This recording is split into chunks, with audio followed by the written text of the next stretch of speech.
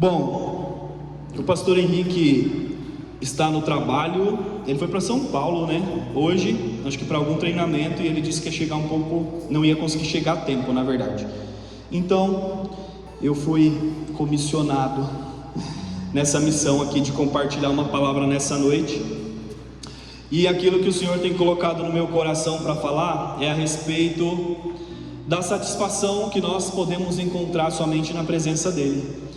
E quem me vê de vez em quando abrindo o culto aqui, né, vê que eu sempre pergunto se vocês estão satisfeitos em Cristo, porque eu acho que é uma das coisas mais grandiosas que a gente pode tentar desenvolver na nossa jornada cristã, né? Porque de fato, como cristãos, a gente passa por problemas, a gente passa por dificuldades, a gente passa por decepções, mas quando nós estamos satisfeitos na presença de Cristo, na pessoa de Cristo e naquilo que Ele já fez por nós naquela cruz, nós podemos viver a nossa vida experimentando um nível de paz, né, que excede todo entendimento, como a palavra dele mesmo diz. Amém? Então, o título dessa noite eu coloquei aqui: discípulos satisfeitos em Cristo. Como a gente tem falado a respeito do ano do discípulo, a palavra do ano, lá do culto da virada, falou que seria um ano em que nós seríamos discipulados, discipularíamos pessoas, sentaríamos em mesas, como a gente tem falado aí desde o começo do ano. Então é muito importante que nós estejamos mesmo satisfeitos em Cristo, para que a gente possa sentar na mesa, olhar no olho de uma pessoa e compartilhar aquilo que o Senhor tem feito na nossa vida, para que a gente de fato possa tornar esse momento, de discipulado, de compartilhar uma palavra numa mesa, seja na casa de alguém, um momento que edifique a vida das pessoas. Amém? Eu queria só introduzir aqui um pouco falando, a respeito de como muitas vezes a gente busca satisfação nas coisas desse mundo, nas coisas dessa vida. Então, seja lá o seu trabalho, seja lá a sua carreira, a sua faculdade, muitas vezes a gente tem vivido tempos em que nós somos atropelados, por uma demanda externa do mundo, pelas nossas rotinas mesmo, por cumprir agendas, por de repente ficar das 8 da manhã às 6 dentro de um escritório trabalhando.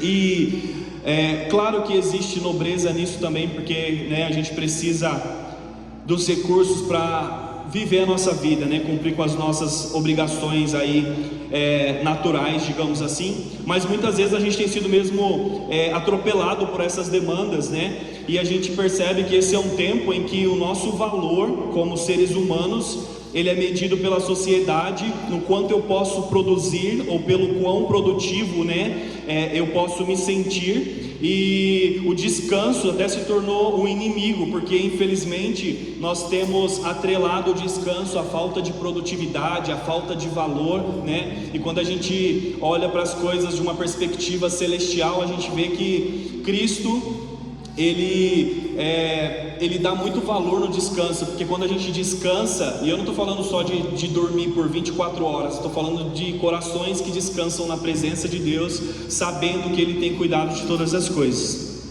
Então, eu não sei como vocês têm vivido aí a rotina de vocês, mas às vezes eu sinto que a rotina tem sido tão corrida, que parece realmente que o tempo está escorrendo, pelas nossas mãos. E a gente sempre fala, ou fala muito pelo menos, a respeito de uma cultura que a gente tenta manter de vulnerabilidade na presença de Deus, diante diante dos nossos irmãos, principalmente aqui, falando da nossa casa, da nossa cultura. E eu creio que essa cultura de satisfação em Cristo mesmo, de busca de entendimento de que Ele é o suficiente nas nossas vidas, é uma arma poderosa também contra o inferno. Porque quantas vezes na nossa jornada, por causa da correria, ou porque talvez você não tenha conseguido buscar Deus de uma maneira que você gostaria ali na sua semana, às vezes você chega no final da semana, bem desanimado, bem drenado, às vezes com vontade de desistir da sua jornada. Então, eu creio que essa cultura mesmo de cultivar essa satisfação na presença de Deus é uma arma muito poderosa que nós temos também contra o inferno, Porque quando nós estamos estamos satisfeitos em Cristo, realmente né, toda essa sensação de desânimo, de cansaço, de que a gente não vai dar conta, talvez ela se vai, porque a gente entende que a nossa força, né, a nossa capacitação, a energia que a gente precisa para continuar vem do alto e não vem de nós mesmos.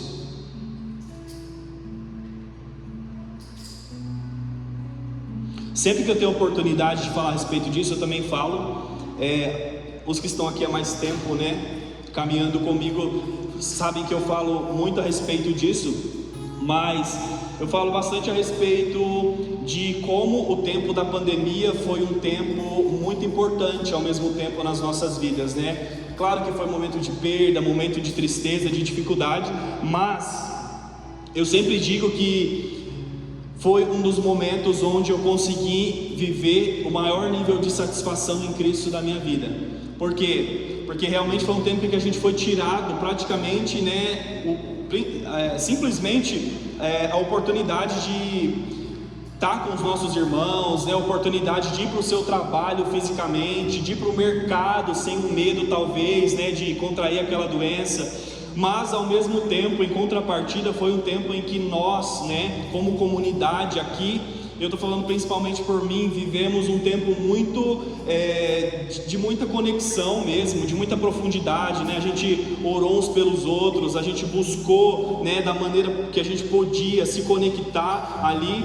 E sabe, às vezes a gente anda por essa terra, né, buscando tantas coisas, mas o Senhor, Ele nos traz para um lugar, né, de onde a gente saiu, para um lugar pequenininho, talvez uma cidade de 35 mil habitantes, uma igreja que na época tinha menos de 50, com certeza, mas ali foi o lugar onde o Senhor forjou essa satisfação na minha vida, né? Eu já conheci alguns lugares, né, já viajei para alguns lugares, mas assim, tudo aquilo que eu experimentei até hoje não se compara à satisfação que eu vivi nesse tempo que a gente estava em comunidade aqui na pandemia em Guararema, amém? Então, não é a respeito de lugares, não é a respeito de quantidades, de coisas grandes, mas é a respeito do entendimento de que o Senhor é suficiente para todas as coisas, amém? E nessa noite eu gostaria de te deixar pensando em uma coisa.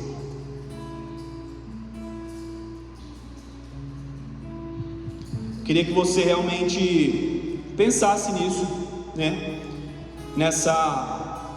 Na importância dessa cultura de satisfação em Cristo, nas obras que Ele já conquistou na cruz, né?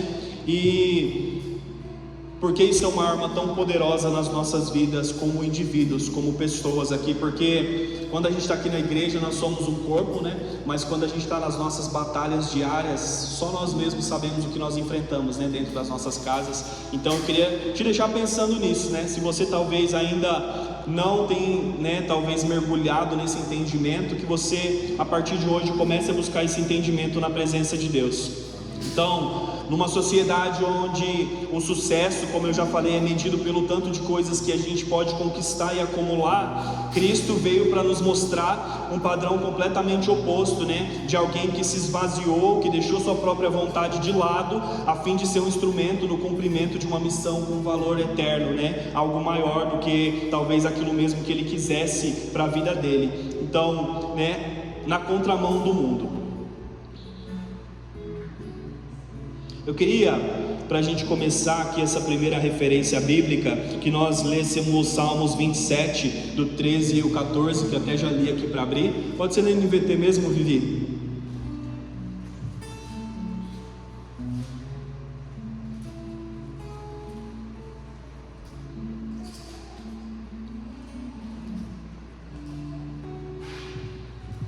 Diz assim: ainda assim, confio que verei a bondade do Senhor enquanto estiver aqui, na terra dos vivos. Espere pelo Senhor e seja valente e corajoso. Sim, espere pelo Senhor.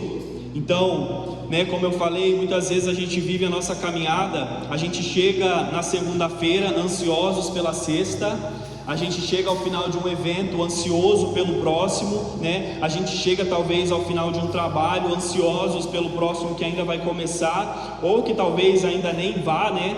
Mas a gente vive mesmo uma caminhada, sempre ansiando por aquilo que ainda está por vir, né? A gente vive uma caminhada nessa terra, uma jornada com Cristo,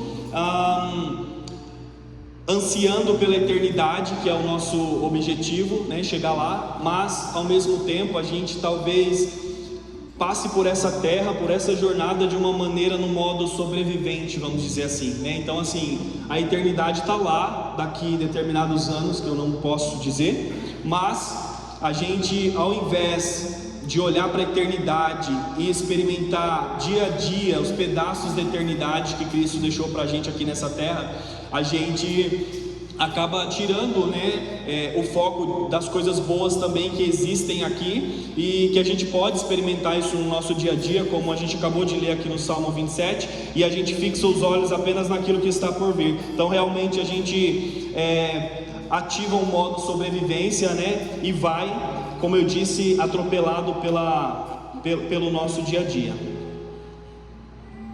Eu queria que você fechasse os seus olhos para a gente fazer uma oração.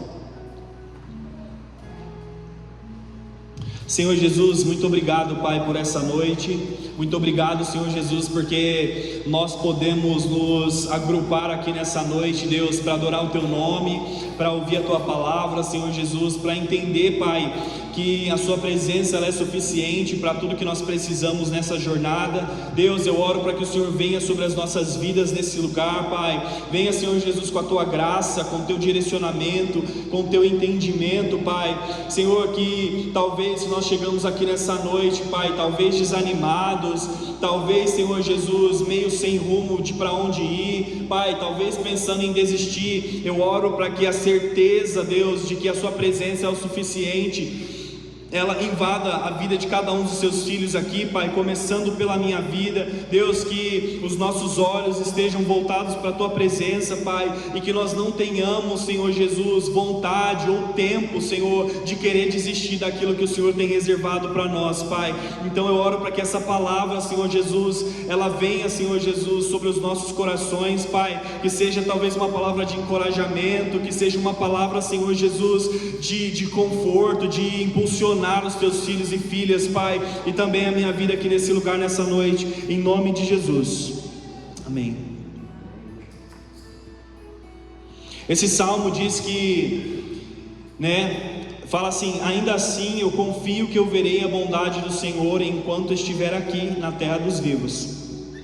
E um pouco antes, nesse salmo, ele fala a respeito, dos inimigos, da perseguição, de tudo aquilo que talvez, o salmista tivesse enfrentado ali, ou estivesse enfrentando. E isso se conecta com o que eu falei, que independente da situação, independente de tudo aquilo que nós estamos passando, é possível a gente ver a bondade de Deus, a gente experimentar a bondade de Deus, ainda aqui enquanto nós caminhamos rumo à eternidade, Eu creio que é impossível encontrar paz em meio ao caos, eu creio que é impossível encontrar vida, em meio a um lugar, um ambiente de morte, eu creio que é impossível encontrar satisfação em meio a um mundo insatisfeito que só reclama de todas as coisas, que só murmura talvez. E essa verdadeira satisfação em Cristo é nós entendermos que nós podemos descansar na Sua suficiência, na alegria e no amor de quem Ele é, porque Cristo realmente Ele tem o poder de transformar circunstâncias, por piores que elas sejam, em ambientes de contentamento nas nossas vidas. Filipenses, eu vou ler na verdade algumas passagens aqui que falam um pouco a respeito dessa satisfação. E Filipenses 4:13 diz assim, 11 ao 13 na verdade, eu vou ler só o 13. tudo posso naquele que me fortalece. Então, aqui nesses versículos, Paulo está nos ensinando, né, que o contentamento é aprendido e que ele encontrava força em Cristo para viver qualquer situação. A gente sabe muito bem que Paulo, né, ele fala a respeito disso, que ele aprendeu a ser satisfeito tendo muito e não tendo nada também. Então, nos lugares de exagero, nos lugares onde talvez ele tinha tudo ali à sua disposição, mas também em lugares de escassez, onde talvez ele tenha passado ali, né, fome, frio, dificuldades, e ele nos ensina isso através desse versículo. O Salmo 16:11 diz assim: na tua presença há plenitude de alegria, né? Então, aqui nesse salmo a gente vê que realmente a presença de Deus, na presença de Deus existe essa plenitude de alegria, que a mão direita, né, dele, na mão direita de Deus há delícias que são perpetuamente ali disponíveis para a gente enquanto a gente busca. 1 Timóteo do 6:6 diz assim: a piedade com contentamento é grande ganho, né? Salmo 119:35 diz assim: dirige-me pelo caminho dos teus mandamentos, pois nele encontro satisfação. 2 Coríntios 12:9, do 9 ao 10 diz assim,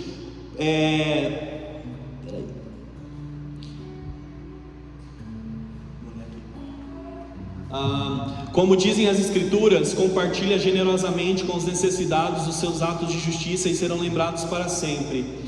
Pois Deus é quem supre a semente para o que semeia, depois o pão para o seu alimento. Da mesma forma Ele proverá e multiplicará a sua semente e produzirá por meio de vocês muitos frutos de justiça.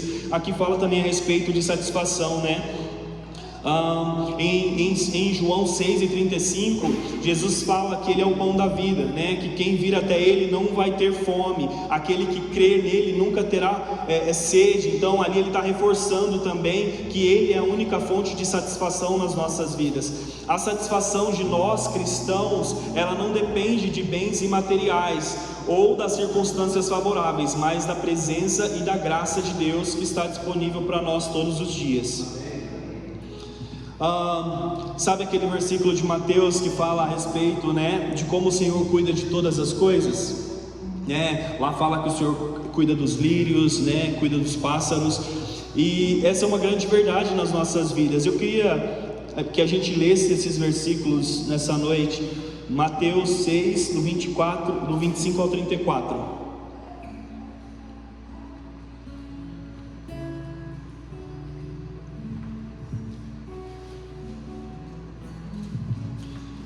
Diz assim: por isso eu lhes digo que não se preocupem com a vida diária, se terão o suficiente para comer, beber ou vestir. A vida não é mais que a comida e o corpo não é mais que a roupa. Observem os pássaros: eles não plantam nem colhem, nem guardam alimento em celeiros, pois seu Pai Celestial os alimenta. Acaso vocês não são muito mais valiosos que os pássaros?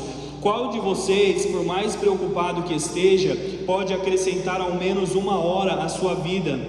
E por que se preocupar com a roupa? Observem como crescem os lírios do campo, não trabalham nem fazem roupas, e no entanto, nem Salomão em toda a sua glória se vestiu como eles. E se Deus veste com tamanha beleza as flores silvestres, que hoje estão aqui e amanhã são lançadas ao fogo, não será muito mais generoso com vocês, gente de pequena fé? Portanto, não se preocupem dizendo: o que vamos comer, o que vamos beber, o que vamos vestir? Essas coisas ocupam o pensamento dos pagãos, mas seu Pai Celestial já sabe do que vocês precisam.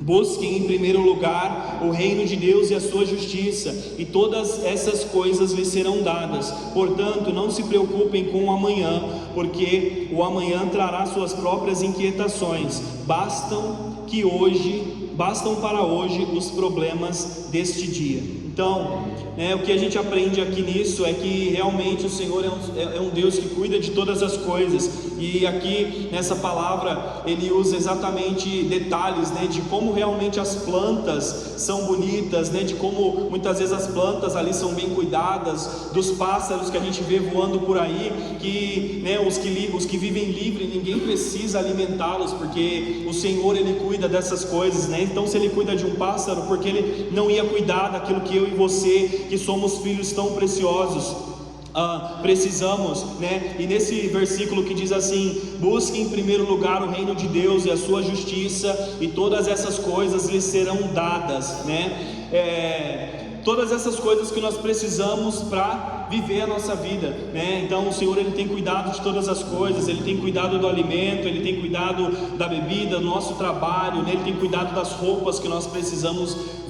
usar para viver, e porque o Senhor ele não cuidaria de todas as outras demais coisas. E aqui, né, existe um direcionamento que é buscar primeiro o reino de Deus e a sua justiça. Isso aqui pode nos levar para um lugar de entender que quando nós estamos buscando viver uma vida que agrada a Deus, quando nós estamos buscando viver o propósito que o Senhor tem para as nossas vidas, Ele será responsável por cuidar de todas as demais coisas que nós precisamos para essa caminhada, né? Não quer dizer que eu vou ter tudo aquilo que eu quero, mas quer dizer que eu vou ter tudo aquilo que eu preciso para viver, né, a vida que o Senhor tem reservado para mim. Então o que a gente pode pensar é que muitas vezes, como eu falei lá no começo, a gente está tão distraído buscando os nossos próprios desejos, a nossa própria vontade, que a gente acaba deixando, né, as coisas que Deus tem para a nossa vida meio que de lado.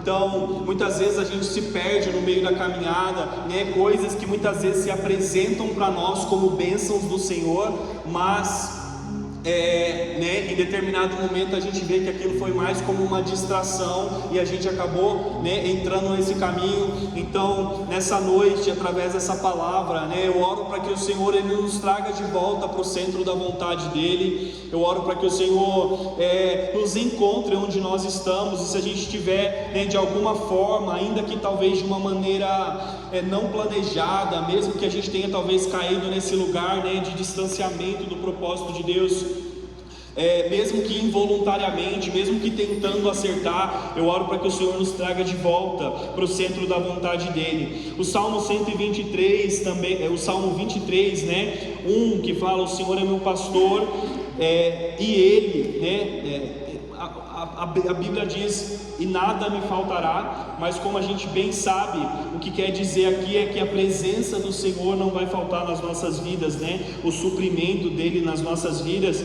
E uma vez eu escutei alguém falando a respeito disso, de que essa pessoa até perguntava: você já teve falta de alimento na sua vida durante a sua jornada, né? Porque a gente sabe que realmente muitas pessoas, né, principalmente nos tempos mais lá atrás, chegaram mesmo a passar fome, né? Assim, eu escuto os meus pais falando às vezes de algumas situações bem difíceis que eles passaram. Então o que a gente pensa? Nossa, mas o Senhor não estava, né, com os meus pais lá atrás?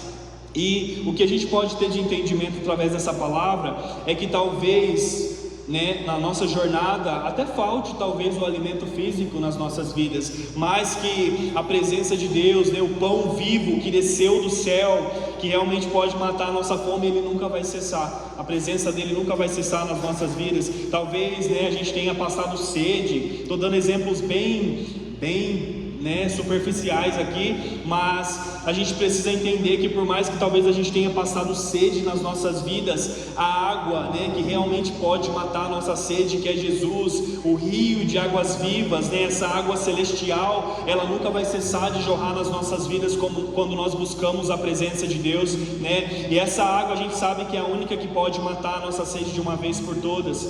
Vamos lembrar da mulher do fluxo de sangue, da mulher do poço. Estou com a mulher do fluxo de sangue por causa da palavra de domingo. Vamos lembrar da mulher, né, no poço, que realmente viveu uma vida ali de muitas decisões erradas, né? A gente não sabe 100% da história dela, mas a Bíblia nos traz um entendimento, né, a respeito pelo menos ali dos relacionamentos que ela tinha. E talvez, né, talvez não, até talvez com certeza a gente pode pensar que foi uma vida de insatisfação mesmo, né? Porque Jesus fala ali para ela que ela já teve, né, alguns maridos e que ela não era o marido dela. Então assim, a gente vê, né, que assim como nós, muitos momentos buscamos a satisfação, o preenchimento, né, afirmação em fontes erradas. Talvez aquela mulher também tenha passado por aquilo durante a jornada dela, mas no momento, né, em que ela encontra Jesus ali naquele poço, ele transforma a vida dela, e essa água que matou a sede dela, né, foi uma água que ela correu e levou para matar a sede de todo um povoado também, né? E é isso que o Senhor quer fazer nas nossas vidas. Vocês já estiveram perto de uma pessoa que só reclama das coisas? Só murmura, né? Que reclama de tudo, e é uma sensação muito ruim, na verdade, né? Porque muitas vezes você está até bem, você acordou, você fez seu devocional, você está com a sua mente cheia de coisas boas, mas quando você encontra uma pessoa dessa, essa pessoa tem o poder de drenar, né, toda a energia que você adquiriu ali durante, né, a sua manhã, talvez. Então, vocês percebem que se aquela mulher talvez, né, tivesse sido uma pessoa que tinha um coração fechado para aquilo que Jesus queria fazer ali naquele lugar, ela poderia ter ido para o povoado dela e espalhado uma água bem barrenta sobre a vida das pessoas. Então, vocês percebem que a forma com que nós vivemos a nossa vida, no lugar de satisfação ou no lugar de murmuração, tem o poder realmente de contaminar, né, os ambientes que a gente frequenta. Uma coisa para a gente pensar, e eu queria te perguntar nessa noite, através disso aqui, o que nós temos carregado conosco, né? Nas nossas palavras, carrega satisfação, ânimo, encorajamento, esperança, ou murmuração e desânimo para aqueles que estão ao nosso redor? Ainda falando a respeito, né, de buscar as nossas próprias vontades, eu queria que nós lêssemos Ageu, do 1 ao 10. Normalmente são livros que a gente tem a tendência de ler um pouco menos, né? Por causa, sei lá, acho que, né, Isaías, Mateus, Marcos, Lucas, Ezequiel, esses livros mais, né, talvez, eu vou dizer populares, talvez a gente conhece um pouco mais, mas existem uns livros, né, que são, né, uns livros dos profetas que são menores, que às vezes a gente acaba talvez não dando tanta atenção, mas esses livros, né, com certeza também tem muito a nos ensinar. Em Ageu 1, eu vou ler do 1 até o 10, diz assim: em 29 de agosto do segundo ano do reinado de Dário, o Senhor transmitiu essa mensagem por meio do profeta Ageu ao governador de Judá, Zorobabel, filho de Sealtiel, e ao sumo sacerdote Josué, filho de Josadaque. Assim diz o Senhor dos exércitos: esse povo ainda não... Assim diz o Senhor dos exércitos: este povo diz, ainda não chegou a hora de reconstruir a casa do Senhor. Então o Senhor enviou esta mensagem por meio do profeta Ageu: porque vocês vivem em casas luxuosas, enquanto a minha casa continua em ruínas? Assim diz o Senhor dos exércitos: vejam o que tem acontecido com vocês. Plantam muito, colhem pouco, comem, mas não se saciam, bebem, mas ainda têm sede, vestem-se, mas não se aquecem, seus salários desaparecem como se vocês os colocassem em bolsos furados. Assim diz o Senhor dos exércitos: veja o que tem acontecido com vocês. Agora subam as colinas, tragam madeira e reconstruam a minha casa, então me alegrarei nela e serei honrado, diz o Senhor. Vocês esperavam colheitas fartas, mas elas foram escassas, e quando trouxeram esse pouco para casa, eu o fiz desaparecer com um sopro. Por quê? Porque minha casa continua em ruínas, diz o Senhor dos exércitos, enquanto vocês estão ocupados construindo suas casas. É por causa de vocês que o céu retém o orvalho e a terra não produz colheitas. Então, o que estava basicamente acontecendo aqui, né, nesses 2 capítulos apenas que existem em Ageu, nesse primeiro principalmente, né, o profeta foi usado ali para alertar o povo a respeito do estilo de vida que eles estavam vivendo.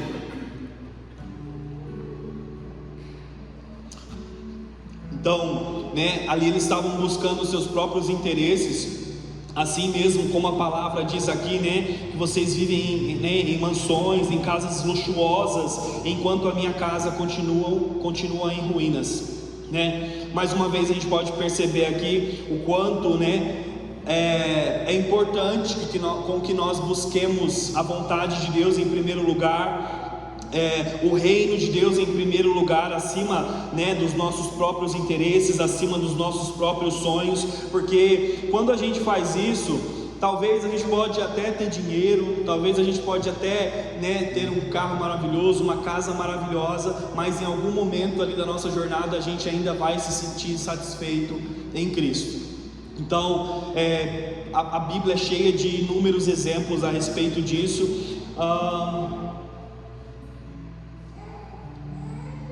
Eu queria também que nós lêssemos Apocalipse 3, do 14 ao 22.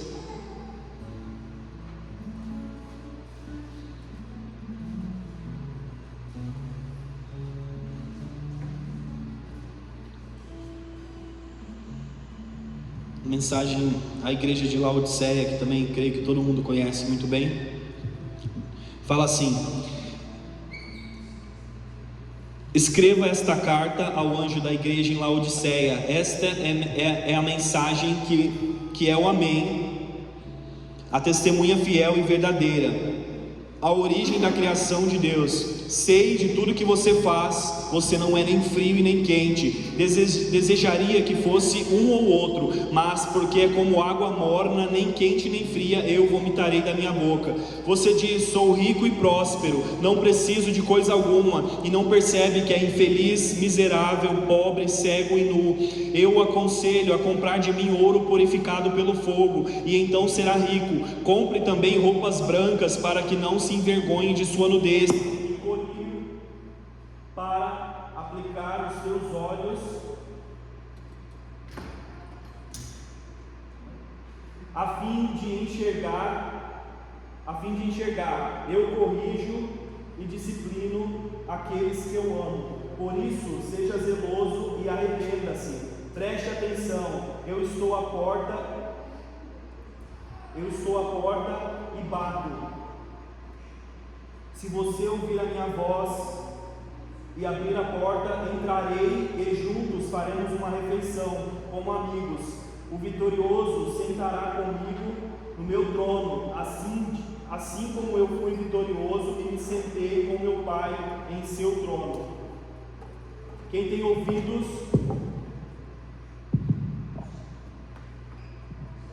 ouvidos para ouvir, ouça o que o Espírito diz às igrejas.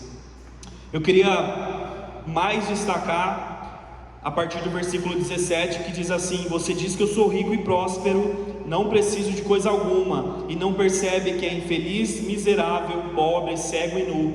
Eu aconselho a comprar de mim ouro purificado pelo fogo, e então será rico. Compre também roupas brancas, para que não se envergonhe de sua nudez, e colírio para aplicar nos teus olhos, a fim de enxergar. Então, né, tudo aquilo que a gente considera como riqueza, tudo aquilo que a gente considera como conhecimento, né, quando a gente olha para essa palavra, né, na definição de Cristo, a partir da lente de Cristo, é uma coisa completamente diferente, né? De fato, por mais que a gente tenha todas essas coisas, como diz aqui em Apocalipse, a gente só pode, né, de fato, só sermos ricos, deixarmos de sermos miseráveis, pobres, ter os nossos olhos abertos, né, e termos uma roupa, né, uma roupagem de honra quando nós buscamos a vontade do Senhor e quando nós caminhamos de acordo com a vontade do Senhor para as nossas vidas. Eu queria já caminhar aqui para o final e dizer para vocês, né, que mais uma vez, numa sociedade onde o sucesso é medido pelo tanto de coisas que nós acumulamos, né, Cristo ele veio de fato para mostrar que, para trazer um padrão completamente oposto de alguém que se esvazia e deixa a sua vontade de lado. Tem um álbum, não sei se muitos aqui já ouviram, eu sei que a maior parte já ouviu talvez, né, pelo menos os mais antigos, que se chama Amado Timóteo. Eu estava escutando ele hoje, né, e esse cara, ele praticamente, né, recita ali Timóteo, e para cada parte, assim, mais ou menos, ele criou uma canção a respeito daqueles versículos, né? E tem uma parte que ele está recitando e ele fala assim: na realidade do Evangelho, a realidade das coisas costumam ganhar outras cores. Morte aqui tem cheiro de vida, o choro às vezes ganha contornos amarelos e festivos. Na realidade subversiva do Evangelho, dando que se recebe. Eu sei que você tem sido treinado para reter. Sucesso para a gente é retenção em massa. Mas veja o sucesso de Cristo, que foi medido pelo nível do seu esvaziamento. Enquanto Paulo está naquele momento ali de dificuldade no tribunal, talvez abandonado, sujo, doente, ele vive na verdade um dos seus maiores momentos de alegria, porque Paulo entende que ele tinha conquistado, mesmo no sofrimento, aquilo que tem um maior valor, que é a coroa da justiça, que é cumprir a jornada que ele tinha em Cristo ali. Então talvez aos olhos da sociedade, talvez aos olhos daqueles que não entendem isso era um momento de humilhação, isso era um momento de perda ali, um momento de negativo mesmo sobre a vida de Paulo. Mas somente Paulo, por causa da satisfação que ele tinha encontrado em Cristo, ele pôde declarar uma parte do versículo que fala: ele seja a glória para todos sempre, amém. Então mesmo independente das situações que ele enfrentou ali na sua vida, Paulo acho que foi o maior exemplo de satisfação e plenitude em Cristo que nós podemos encontrar na Bíblia, Então a gente precisa entender que realmente na ótica do Evangelho as coisas acabam tendo uns valores meio opostos, aquilo meio não, 100% opostos àquilo que o mundo espera de nós, aquilo que o mundo carrega. Então eu queria que você fechasse os seus olhos nessa noite. Eu queria que você se conectasse com a presença do Senhor. Eu queria que você buscasse nele o entendimento de como você tem vivido a sua vida. A gente sempre fala a respeito de encarar a missão que o Senhor tem para as nossas vidas. A gente sempre fala a respeito de viver o ministério que o Senhor tem para nós. E por muitas vezes, talvez esses conceitos eles tenham sido distorcidos, Mas nós precisamos entender, qual é a opinião de Cristo sobre as nossas vidas.